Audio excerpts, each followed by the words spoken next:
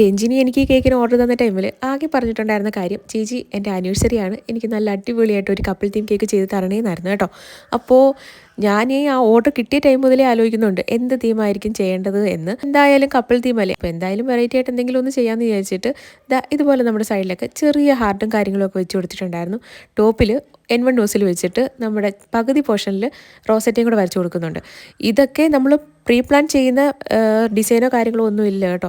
നമ്മൾ അന്നേരം നമ്മുടെ മനസ്സിൽ എന്ത് തോന്നുന്നോ അതായിരിക്കും നമ്മൾ കേക്കിലും ചെയ്ത് കൊടുക്കുന്നത്. മുൻകൂട്ടി നമുക്ക് ഡിസൈനോ കാര്യങ്ങളോ ഒന്നും തന്നിട്ടില്ല എങ്കിൽ ഞാൻ ഈ ഒരു രീതിയിലാട്ടോ കേക്കൊക്കെ ചെയ്യുന്നത്.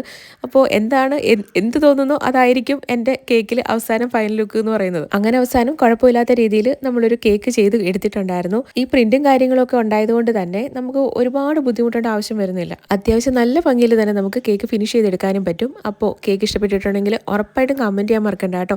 നമുക്ക് അടുത്തൊരു അടിപൊളി വീഡിയോ ആയിട്ട് കാണാം. ടാറ്റാ.